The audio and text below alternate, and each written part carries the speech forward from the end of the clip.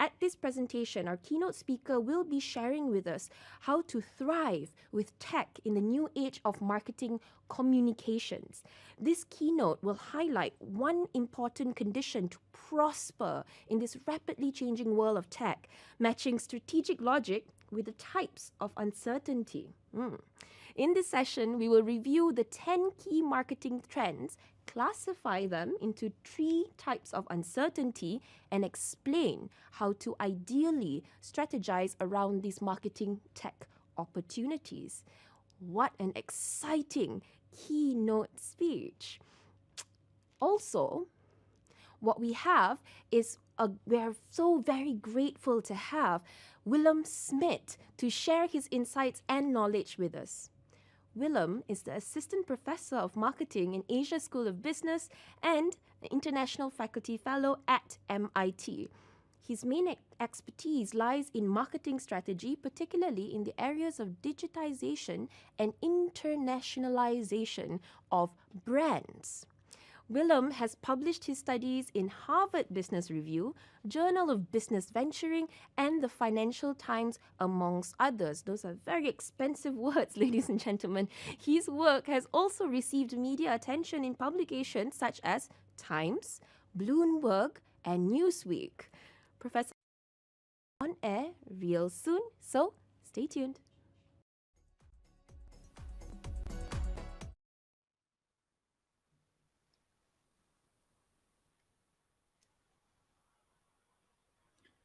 Hello, everyone. Welcome to this presentation, and thank you, Mira, for the fantastic introduction on the conference.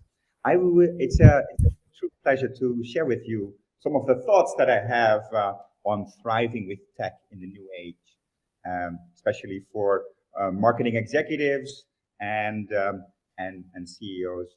I would like to discuss with you the matching strategic logic with the different types of uncertainties. And let me first set the stage. As technology has dramatically changed the way we communicate, we firms with our customers, with our consumers, that is made possible by great advances in information technology, as reflected by Moore's Law. Moore's Law basically says that every 2 years there is a doubling of processing and storage capacity of computer power, and that makes it really scalable to use fine-grained consumer data in marketing operations, allowing us to not only monitor but also develop loyalty systems through very advanced customer relationship management practices. We can talk with our customers wherever they are because of thanks to the widespread penetration of smartphones. We can communicate with them, they can communicate with us. Next phases or next leaps will be made probably or possibly with voice search, and as we have seen with video content. The ubiquity of video content, not only made by firms, but also shared by consumers, really allow us to tell very rich and native advertising for brands, almost indistinguishable from journalism. And so this is further enhanced, this kind of very intensive collaboration or communication, so to speak, thanks to intense connections in social, allowing us to do even better predictions and better predictions of consumers' preferences and behaviors, because we can base those on preferences of consumers' peers, allowing us to target better and to develop even more successful referral strategies. This all comes to the forefront because on social media there is widespread conversations among customers and consumers, allowing us to build brands and create customer loyalty. Yet, the reviews and ratings really puts the bar high for brands, because those ratings, those reviews make or break the brand of products and services. All in all, these these digital technologies have really fundamentally reshaped marketing theory, marketing practice. So we've seen all these developments. Also, we've seen um, a huge increase in tools available to us, marketeers, on managing all these opportunities. And we see those tools, those marketing tech tools on the back end, but also on how manage the front end with customers. So this is a Luma landscape that represents all of the marketing technology solutions out there. And that has been widely growing. Every year there are new solutions being presented. And it's a growing business that has reached 122 billion US dollars and is growing double digit every year. About 70 chief marketing officers, they increase every year their investments in it. However, that opportunity of new marketing solutions that is growing exponentially is also giving us a challenge, because organizations can only adapt at a much slower rate. That is that the martech law. There's a growing challenge between the opportunities technologically and the organizations on how they can adopt those new ideas. We've seen that estimates are that close to 60% of the martech stack, that is that set of technologies used by marketeers, is actually is only used. So more than 40% is not, according to research from Gartner. It also is that there keeps on spending on martech solutions, and it's almost 26% of the budget. So that increase in budget, yet not totally using the market stack, what do we do with all these new developments going on? And so to smartly use those opportunities of new marketing technologies trends, I would like to share with you different types of strategic logics. Because not the same logic is applicable to all types of technology opportunities. So we've seen, of course, I've asked around different experts in the field, what are the big technological changes that are on the table of discussion right now. Of course, everybody talks about big data and analytics, together with AI and machine learning and personalization. That's kind of the standard. Then we see, of course, chatbots, how to improve those, possibly maybe voice, and a challenge for omnichannel. A big discussion is also the cookieless future. The losing access to third-party cookies may pose a whole new challenge for how to get data to further personalize the experience for prospects and customers. Maybe some further advanced futuristic technologies are, of course, the metaverse, AR and VR, and IoT and blockchain. So I'd like to discuss with you what are the strategic logics that you could apply to make the most of all these developments. And that's not easy to deal with change, as in citing Jack Welch, if the change of rate outside of the organization exceeds that of the inside. The end is near, and change is accelerating on top of it. But we cannot use the same logic as in the past. To cite Peter Drucker, the greatest danger in times of turbulence, of uncertainty, of changes, is not the turbulence, but is actually that is acting with yesterday's logic. So I'd like to share with you different types of logic that you could apply to different types of opportunities. Because if you don't do it well, you may use best use of the accelerating change, but also you may miss out on opportunities and not well predicting the changes. So here are a couple of famous predictions of the future. I think one of my favorite or well-known is I think the world market for maybe 5. I think there is maybe a world market for maybe 5 computers. That was Tom Watson, the president of IBM in the 40s. So the thing about technological changes, it can be disruptive, and that's will be seen in many different industries that have radically changed the way we do business. Photography has dramatically changed. There's no film, it's digital, it all went to phones. We see, of course, finding the ways is not a GPS machine anymore, but it's on your phone with an app.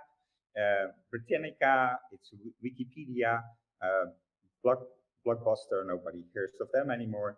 It's using services like Netflix, and then taxi services and Grab.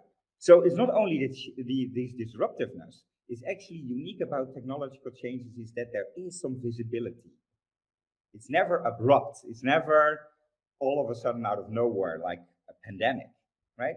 It is actually, you can see different pixels on the horizon. And the ideas about the opportunities actually fluctuate quite a bit. That is on one hand,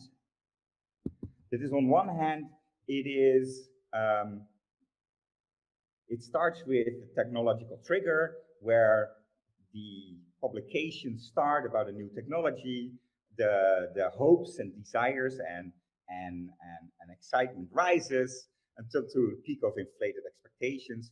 And then as it progresses, it develops use cases, often disappointment grows. It's not as amazing as initially thought.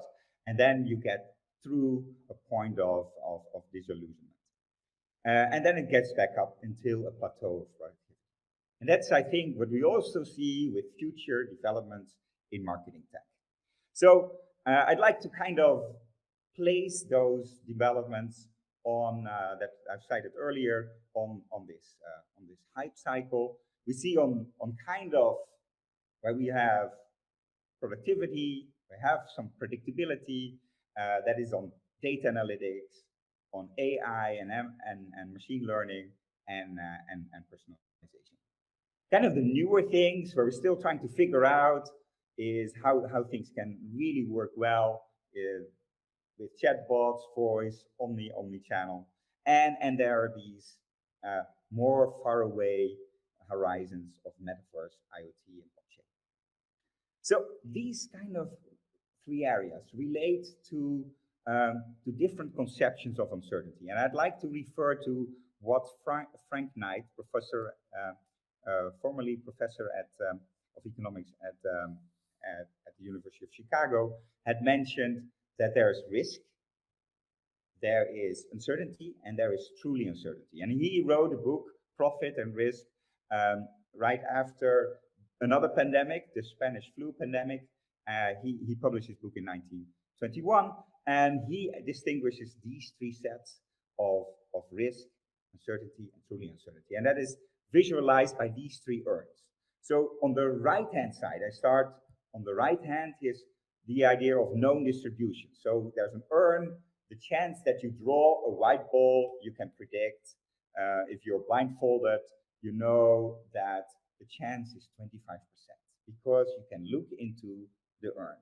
If the urn is opaque, and that is the middle urn, then you kind of need to first assess your chances by sampling a little bit. Sampling a couple of balls, and then you know what are the chances to draw a white ball. Then that is kind of the situation that is a knowable distribution, and that is what is what is considered uncertainty.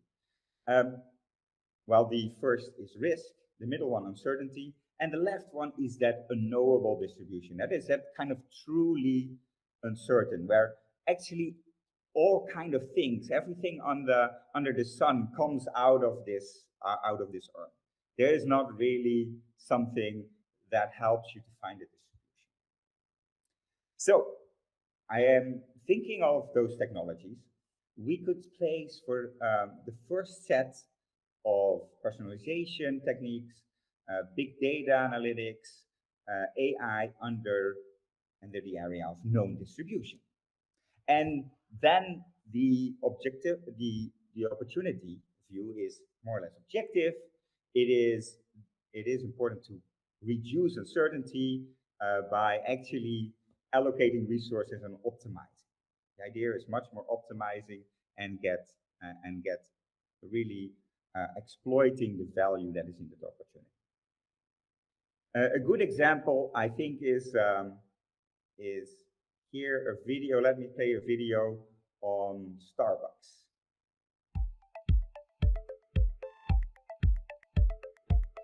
One of the things that's so exciting to see is the software engineers at Starbucks, their ambition to completely incorporate digital throughout. Blockchain and sustainability, IoT and the coffee machines, as well as AI. Today we'd like to show you some of the exciting things we've been doing in our labs and in our stores. As all of you know, Starbucks is all about human connection, and we love the experience of our customers in our stores with our baristas. But technology is playing a bigger and bigger role in those interactions.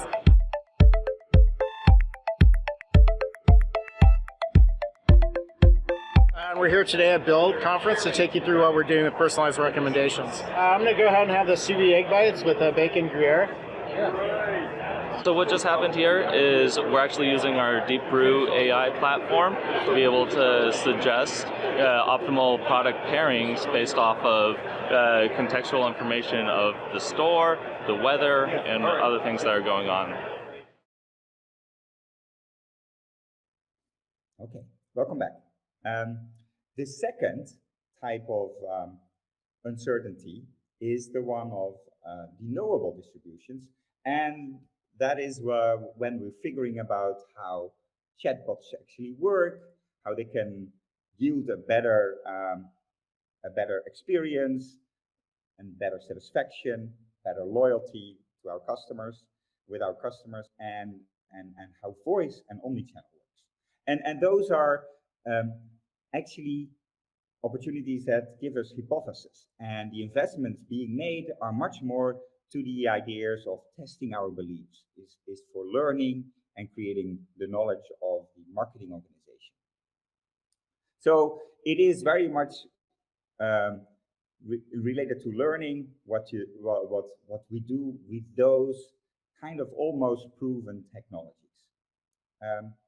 Let me show another video, and that is on voice search. In 2007, Steve Jobs disrupted personal computing when he introduced a mobile touchscreen computer that fit in your pocket. Now, we are entering a new era where we are bypassing screens. This is the era of voice, and the fight is on to own this new operating system and app ecosystem that comes with it. Currently, 35% of US households own at least one smart speaker, and that number is set to reach 75% by 2025. This is fueling voice-enabled commerce, which is expected to be worth more than $80 billion per year by 2023. So it's no surprise that the 6 largest companies in the world, Microsoft, Apple, Amazon, Google, Facebook, and Alibaba, are all investing billions in improving their voice-enabled AI assistants. What's really interesting about voice is that the user experience is much more streamlined than other platforms. And this makes it incredibly powerful, but also susceptible to manipulation. A smart voice assistant will answer your questions directly and accurately, without listing off a laundry list of answers. This straightforward and accessible user experience comes at the expense of choice transparency. Unlike with screen-enabled experiences, users don't want tons of options to pick from. They want one correct answer for what they're looking for. And this is where the problem arises. The voice assistant is entrusted with an incredible power to influence and decide what that one response is. Oftentimes, the tech companies behind these assistants optimize the results shown for their personal gain.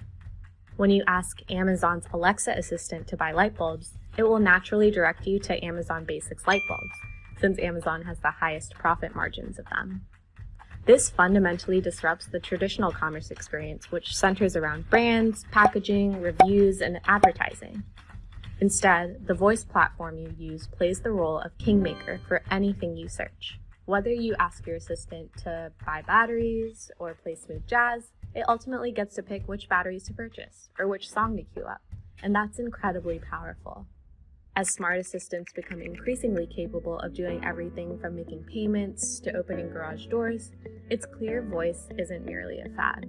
It's the responsibility of tech giants creating these voice assistants to be thoughtful in their approach as they define the user experience for this next frontier of computing. The first company to take a user-centric approach and build a trustworthy and transparent AI assistant will own the future of voice and the commerce that comes with it.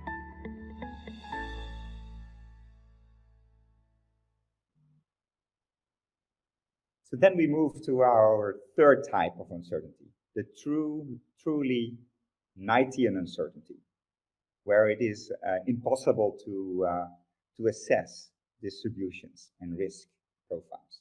So, types of this are really emerging technologies, are about the metaverse, IoT, and blockchain.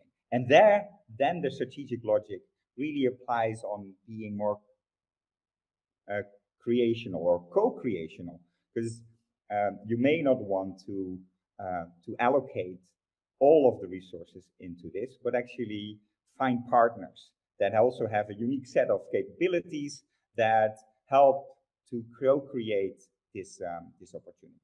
And that is what we see happening in the metaverse, where you see experiments happening where brands are working together.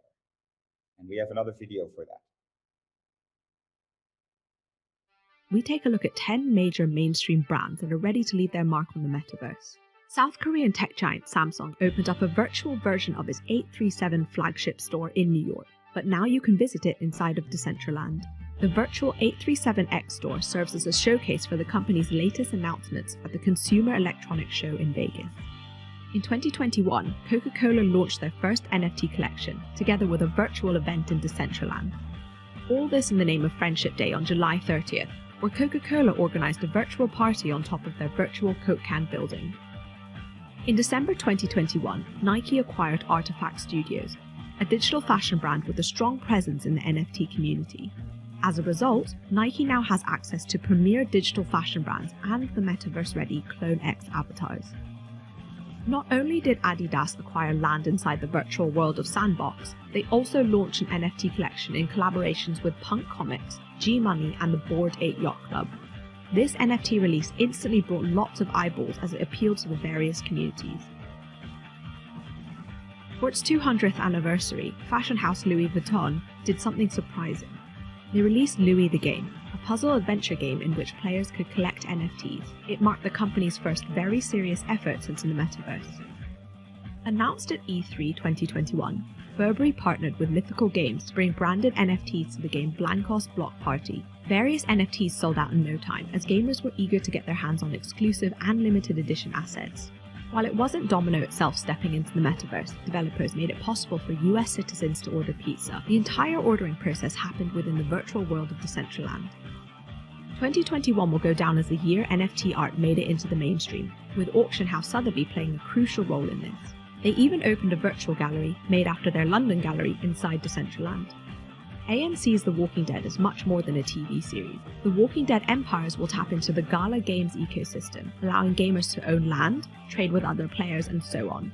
Last but not least is Atari, a gaming company that made early moves into virtual worlds like Decentraland and the Sandbox. Here they bring their classic, iconic gaming franchise to life inside the metaverse. So, what was your favourite brand from the list?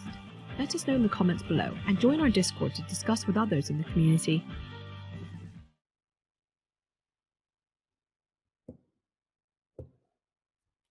So then, with this was the first or the third uncertainty, the truly uncertainty. And so, summing this all up, we see that these 10 technology trends are to be thought of in 3 types of categories of uncertainty. The ones that we have already fair amount of knowledge on what works, what doesn't work, and what are our chances of success. Then there is new other applications and technologies where we still need to find out what actually works well, and where can we and how can we experiment with this. And then the last one is that bigger set of emerging technologies where it is still very uncertain, and it is not possible to find out through experimentation, but only through creation, where we can get more knowledge about it. So I'd like to summarize these 3 types of uncertainty with strategic logics. First, the risk related with the already proven technologies, which is kind of the opportunities objective. We aim to reduce those uncertainty by optimizing our resources. And that is basically what our marketing department is already doing, trying to optimize search, trying to optimize social. Then when we get to adopt new technologies, there it is dealing with type 2 uncertainty, and it's getting to know what is the distribution, what are the risks, and what are the opportunity sizes, which is still testing, very much testing. And then there are the big leaps that you could make, which you probably will make in combination with partnerships, to make novel combinations of resources, to make an innovative stance. And so these 3 logics can help you take advantage of the different types of technological opportunities. So, all in all, there are 3 takeaways of this talk. Marketing technologies relate to different types of uncertainties. We cannot treat them in a similar way. Some already are very established, and we know a lot what works, what doesn't. Others are we still finding out. That reflects risks, uncertainty, and the 19 uncertainty. And those types of uncertainty require a different logic to take advantage of. And with that, I would like to thank you. That was all. And I would like to give it back.